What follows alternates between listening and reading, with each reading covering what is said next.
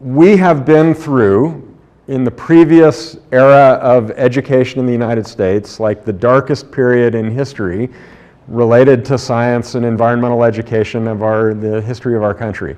That period of No Child Left Behind from the early 2000s, around 2001 to 2013, 14, 15, really intentionally or unintentionally, the infrastructure for supporting science education was dismantled in the United States. Not just overlooked, not just deprioritized, but fully dismantled, so that the infrastructure doesn't exist anymore. And it's starting to be remantled, but not quite fully rebuilt yet. To the extent that, school districts didn't have people in charge of science anymore. Like when we're writing a grant at Lawrence Hall of Science and we want to bring $1 million into a school district to provide professional learning time, including release time and stipends and new materials, and we need a letter of support from the district to submit the grant proposal, there's nobody in the district that could write that letter. There's nobody to answer that phone number, that phone call, right? So there are a lot of ways that the infrastructure and the capacity of our school system was dismantled. And the pendulum, I don't even like to think of it as a pendulum because I don't think we're going to swing back this time again. But those days are over, and there is a new priority being placed on science and STEM and STEAM and all the different ways that people are talking about it, including environmental literacy. And that period has been begun with the development of this document, the Framework for K-12 Science Education, that was developed by the National Research Council, Nobel laureates, the best scientists and educational researchers in the country, beyond repute, developed this notion of what science learning should look like and how it needs to change in the United States. And that framework led very directly to the development of next generation science standards. So this is like a beautifully written, elegant document. This is like a set of standards, but they reflect one another completely. And the important thing is that the people that wrote the framework and the people that took the framework and wrote NGSS were in conversation with the same people who had written and developed Common Core state standards for English language arts. So that the theory of learning and the research basis for both documents is highly synergistic. And they're kind of, for the first time, all kind of saying the same thing, all pulling in the same direction. And this is hugely important, that science education is seen as a seamless part of learning that is part of literacy learning. And what we normally refer to in shorthand as Common Core ELA, that's what educators talk about, Common Core ELA, Common Core English Language Arts. Well, that document is actually called Common Core State Standards for English Language Arts and Literacy in History, Social Studies, Science, and other technical subjects. So the language arts people, the literacy researchers, the reading researchers are saying very explicitly that kids need more than literary analysis now. That literacy means literacy in disciplines, in domains, in subject matter. And that developing those literacy skills in different subjects has to happen very intentionally in each of them. They're related, they're similar, they help you to get, if you learn it in one discipline, it helps you to get better in the others, but literacy in fiction, in the analysis of fiction, is different than literacy in science. They both draw on evidence. We ask kids to cite their evidence, but citing evidence from a text in a piece of literature is really different than citing evidence from phenomenon from your own observations in the field. And we weigh the importance of evidence differently, etc. But this is really a critical new phenomenon in education, that these are working together synergistically. So NGSS, I know some of you come from states that are not NGSS states. Many states have fully adopted next generation science standards. I think there's 22 or 24 on this list. In addition to those states, there are at least a dozen more that have developed standards that are based on NGSS. So like Montana has adopted next generation science standards except any mention of climate change. They just took those out. But everything else is next generation science standards. Massachusetts adopted next generation science standards. They call it the Massachusetts Science Standards, and they took out the cross-cutting concepts. They didn't take them out. They pulled the cross-cutting concepts and made it an appendix at the end of the standards, because they think 3 dimensions are too many for teachers to get their head around. So they're emphasizing the science and engineering practices and the disciplinary core ideas, and they still have the cross-cutting concepts, but they're de-emphasized. But they don't call it next generation science. So the idea is that like 80% of the kids in the United States, 90% of the kids in the United States are having science instruction deeply influenced by NGSS. This is the new paradigm for science teaching and learning, okay, regardless of what state you're in. Alaska and Texas have said, we will never be an NGSS state. Those are really the 2 states that are doing very different things. And Texas actually has really good science standards. They're just not NGSS, but they're like way more progressive than previous standards in Texas, the Texas Techs. So some of the, without like going through a big NGSS 101, what are some of the notable differences? What are some of these shifts that people are talking about? In terms of the content itself, the big criticism of American science teaching has always been that it's a mile wide and an inch deep. That teachers think they're supposed to teach everything every year and kids never get it. So from kindergarten through 12th grade, everybody learned photosynthesis every year. Whether it was putting a lima bean in a cup and watching it grow or whatever, but you do photosynthesis every year, nobody ever understands it, right? And NGSS has really made a very credible, intentional, hard choice decision about what not to teach and narrowed the curriculum to a few really big substantive ideas called disciplinary core ideas. And the disciplinary core ideas are things that kids should learn by the end of 12th grade. And everything at every grade level in the standards is working toward those very few big ideas in a progression of learning. If it's not related to one of those big ideas, that was the filter to take it out. And that causes a few things. First of all, there are these really substantive progressions of learning that work toward deep understanding of a few ideas. And it sends a very clear message to teachers and educators that you can't miss a year. That 3rd grade teachers can't just choose not to teach science this year because it's going to mess up the progression of learning. Like it's much harder for 4th graders to be successful if they haven't had 3rd grade science, because there's a progression of learning. The ideas build one from another. They're not clusters of ideas that are modular and stand alone. The standards themselves, instead of being written as facts or ideas that kids should memorize and recall, are written as, this is the jargon, 3-dimensional, phenomenon-based performance expectations.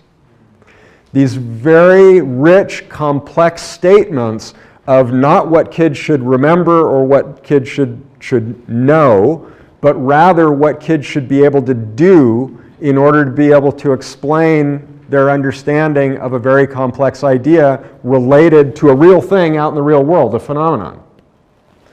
So the standards are much more complex. They're written as performance expectations. There's a much greater focus on engineering technology and the applications of science. It's always been in our science curriculum, but greatly elevated. And a lot of environmental educators kind of look at that and go, oh yeah, well, okay, dang, like we don't really do that. So that's going to take some attention away from the stuff that we do like out there in the field.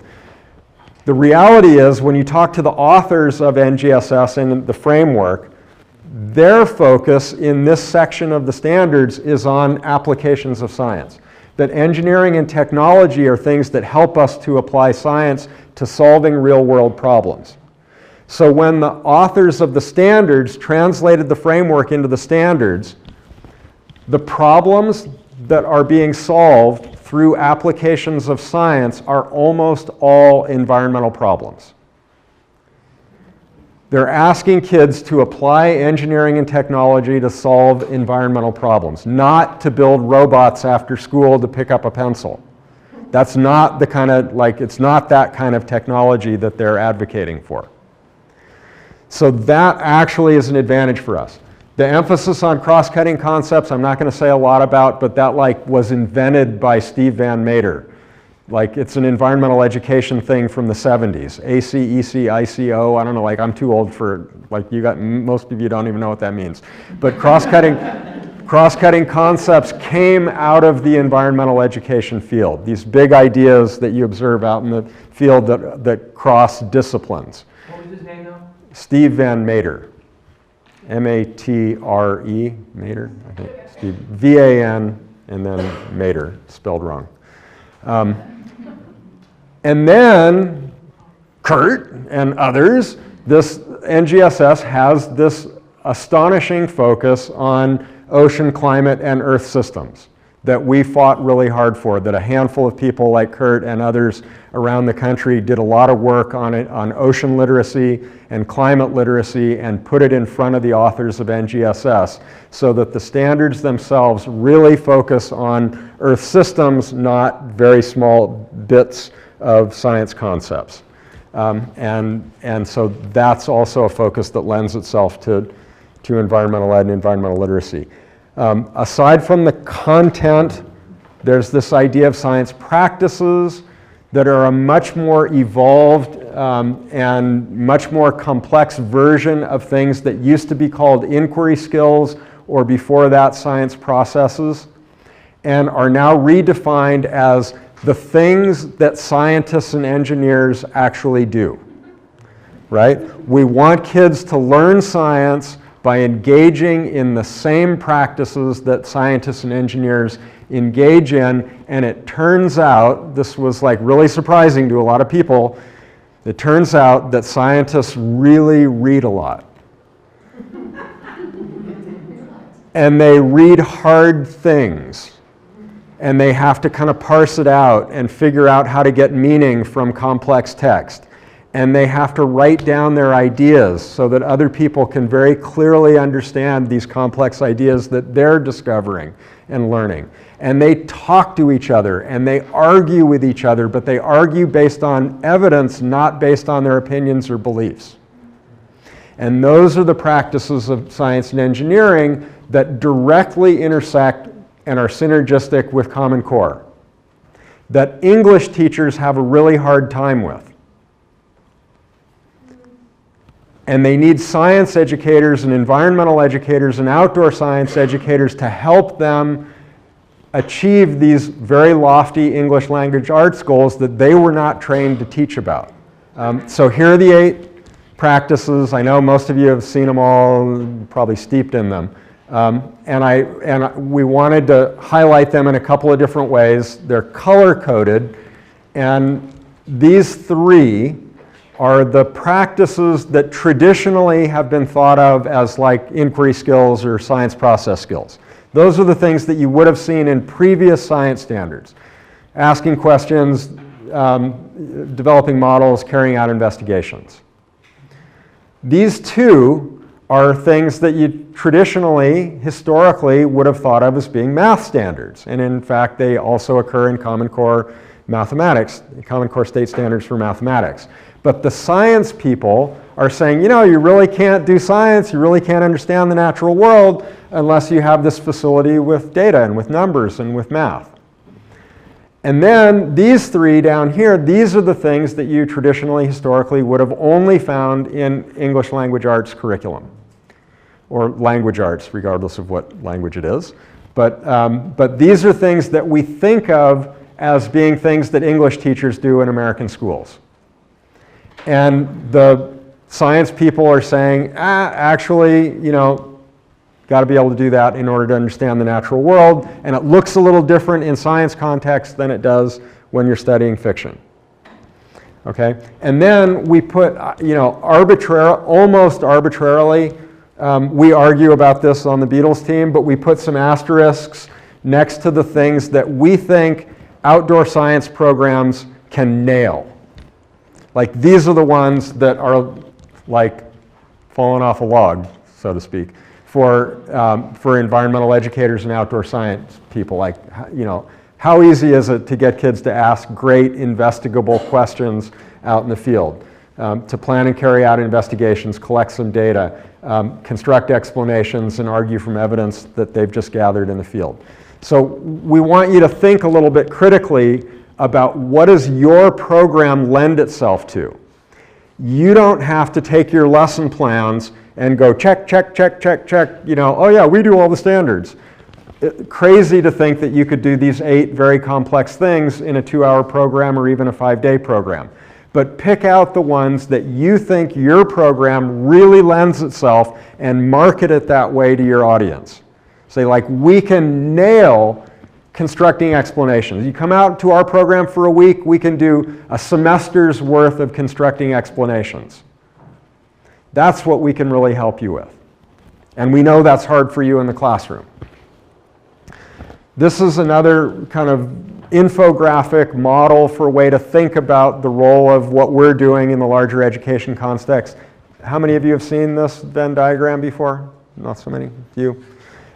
This, you don't have to read it. It's really like just to get the message. You can read it another time. But this circle is the math practices from Common Core state standards for mathematics.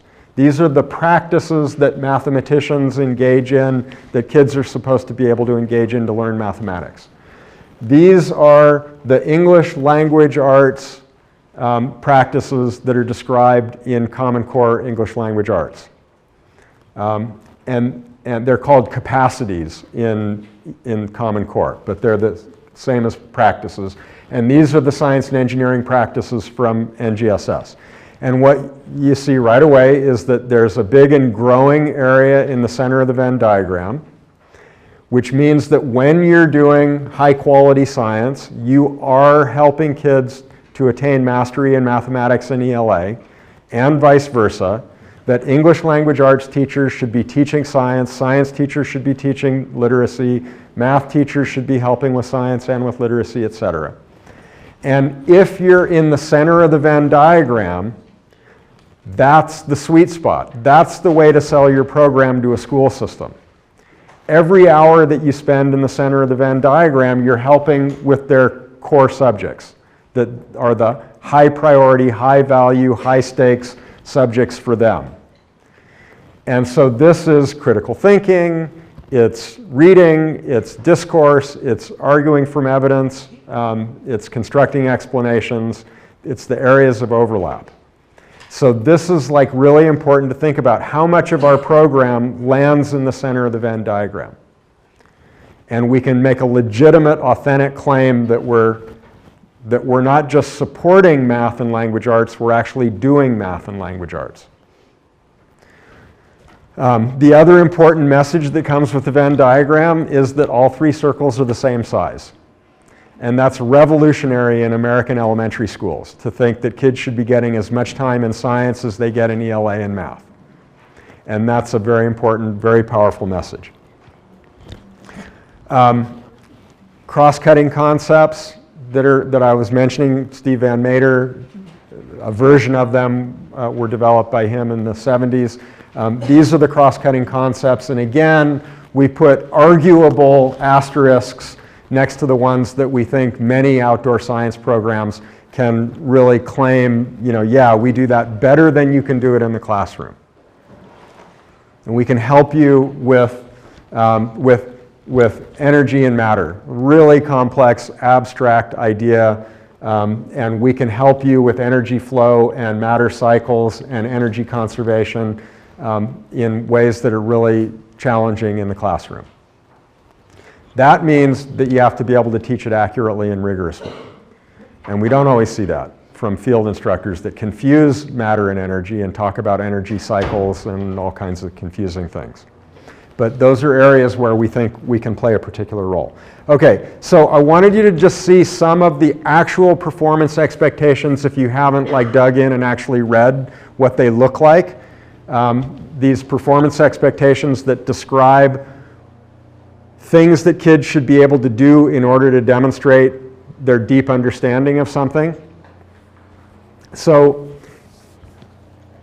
there's 38, 40 states in the United States now that have all come to agreement and instantiated in law, whether they're implementing or not yet, that's different, but they have instantiated in law that they believe that every kindergartner should leave kindergarten being able to communicate solutions that will reduce the impact of humans on the land, water, air, and/or other living things in their local environment. We have 6.3 million kids in California, and we think every one of them should be able to do that by the end of kindergarten. How did that happen? How did that make it through? Who let that not get edited, right? Somehow there's widespread consensus that that's a goal for kindergartners. And you may think developmentally, I don't think kindergartners can handle that. I don't think they have the ability. What? But it's pretty worth trying, right? That'll make me get up in the morning to try and work toward that goal, even if I think it's unrealistic. And it's not just one performance expectation, they're all the way through the standards. And this one for first grade, every first grader should be able to make observations to construct an evidence-based account that young plants and animals are like but not exactly like their parents. So if you take off the first line and just look at this, starting here, that's what a traditional standard would have looked like. A fact. Young plants and animals are alike, right? That's what a traditional science standard would look like. We want kids to know that. The difference is we want every first grader to make their own observations to be able to construct that explanation.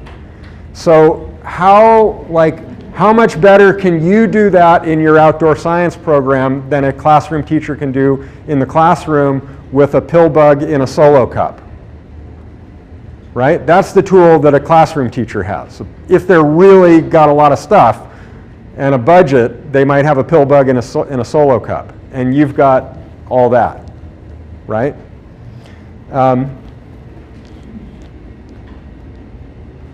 Grade 5, this is a performance expectation for 5th grade. Every 5th grader should be able to obtain and combine information about ways individual communities use science ideas to protect Earth's resources and environment. It's amazing, right? And the construction of this idea, individual communities, I can read that like an environmental justice aspect of the standard. And using science to protect Earth's resources, wow, not political opinions or belief systems, but we're going to use science to actually protect, not destroy Earth's resources. These are not subtle shifts. These are revolutionary ideas that made it into this set of standards. And all the way up, there's many examples. Middle school, kids should be able to apply scientific principles to design a method for monitoring and minimizing a human impact on the environment. So it's all there. It's not just one standard. It's woven throughout from kindergarten all the way up to high school. And it's a relatively large slice of all the standards. So, okay, so what does this mean for us? What's the opportunity that's out there for us at this moment in history? There's an opportunity that the standards exist, right? That there's something that we can point to that says this validates the work that we're doing. This puts our work in the center of the discussion, not on the periphery. It's not supplemental. It's not like for later if you have money and time left over. This is like central to what we believe kids should have access to. Part of the opportunity is also that most states have adopted these standards and schools are being asked to implement them, but they don't have the support to do it. They don't have the instructional materials, they don't have the budget for building new labs in high schools, they don't have professional learning systems. They're being given these very aspirational standards with very little support. We're here to help, right? Like we can be a little bit out in front. We can say, you know, I can help you with a bridge to those standards. You can come out to our program and I can show you what it looks like. I can show your teachers, you know, what it looks like to spend an hour engaging in science practices to learn about the natural world. The environment really lends itself to these more conceptual, phenomenological, three-dimensional experiences. Outdoor classrooms provide authentic opportunities for engaging in the practices, not contrived ones, but real authentic opportunities. It's not just that environmental ed is kind of in the spirit of the standards and helps kids to do things like are in the standards. The actual performance expectations that I showed you are in the standards. Those are the requirements. It's like a dead hit, right? And in California, we did a study at Lawrence Hall of Science of elementary classrooms across the state, and we found that kindergarten through 5th grade, the average kid in the state of California about 5 years ago was getting about an hour a week of science. 1 hour a week. And 4th and 5th graders were getting more than that, more like an hour and 15 or an hour and a half, which means that K through 3, they were getting like less than a half an hour a week of science. So if you have a residential outdoor school or a field trip program, let's say you can claim that 4 hours a day, kids are going to be outdoors engaging in high quality science learning experiences. That means every day that you have a kid in your program, they're getting an extra month's worth of science. 4 hours is like a month's worth of classroom science.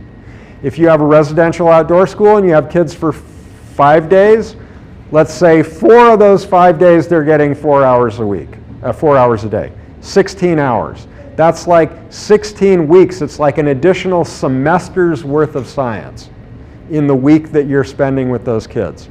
And we hear all the time from outdoor school leaders, well, you know, we've only got them for a week. Like, we can't do everything. We've only got kids for a week.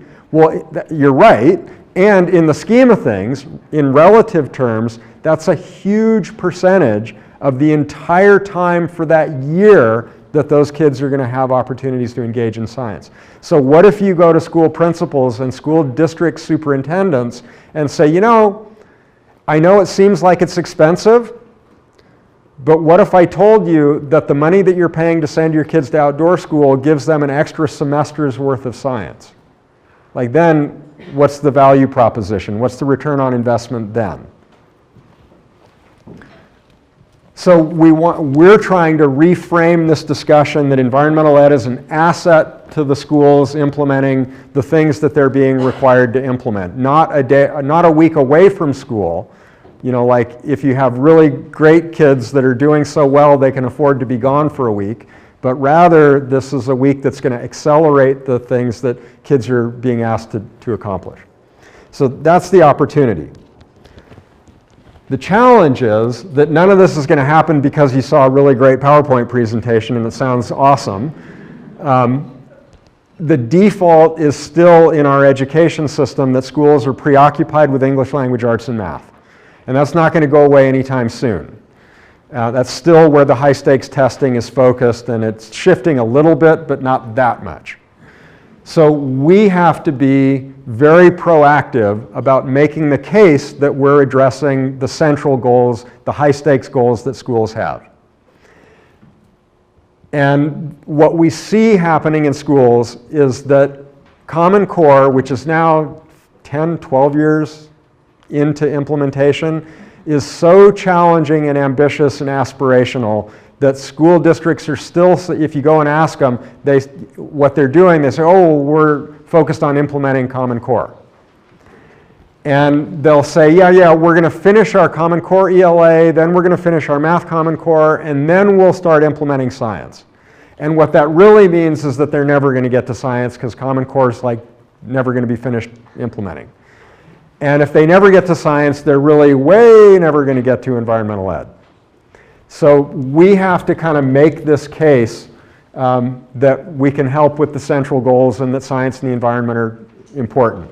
And that means that we all kind of need to up our game a little bit. We need to, somebody said it earlier, was it one of the panelists, that you need to know NGSS better than the school people that you're going to talk to. Well, maybe not better, but you need to be conversant. You need to be knowledgeable and fluent in the language of NGSS and Common Core. Our instruction, our curriculum, our professional learning across the whole field needs to be more rigorous, more research-based. And that's because we've been in a resource-starved environment for a long time. We haven't had the resources to design better curriculum, to do better professional development, to send our staff to conferences, to have researchers do their PhDs or their ongoing research in our programs. So we need to help facilitate that. We need to do better marketing and messaging to communicate to schools that we're an asset, that we're part of the central goals that they have. And it needs to happen relatively soon because pretty soon NGSS is going to be old hat, right? It's been around for 4 or 5 years already, and when it's not like new and shiny object, it loses some of its compelling, motivating forces. So I think we need to act relatively soon. And one of the hard things is that we want to encourage you to work with more than self-selected teachers. And this is a systemic issue, it's an equity issue also, that we've been in an environment where we didn't even have enough bandwidth to serve all the teachers that wanted to come to our programs, right? Like we've been like understaffed and under-budgeted, and there's always been, even when not very many people care about environmental ed, there's often been more kids that want to come, more schools that want to come than we can actually serve. And so we're serving self-selected people that are predisposed and that would probably find something else even if they couldn't do it with you. And we want to start thinking about serving whole school systems. And working with school districts, county offices of education, state departments of education to ensure equity across all students. So organizations like ours can play these multiple roles. If we assume that the vision of NGSS is that kids should learn science by approximating what scientists do, if you kind of say, oh yeah, that's what science practices are all about. Well, who can help kids to understand what scientists do? And this is also like another context. If we assume that Common Core is calling for literacy in science, and that literacy in science means understanding what scientists and engineers do, where does that expertise reside? It's not so much in school systems. Most elementary school teachers don't really understand how scientists conduct their work. Most high school science teachers have never been in a research lab or never practiced science themselves. They may be great teachers and they have great expertise in many areas, but they've probably never engaged in science practices themselves. And a lot of that expertise does reside in the informal out-of-school context where you're hiring people that have science degrees and have had experiences outdoors, citizen science, community science programs, et cetera. So we think that our programs have a very particular resource and set of expertises that is really hard to find inside school systems with credentialed classroom teachers. And that because of that, we can start to think about offering our expertise to whole school systems.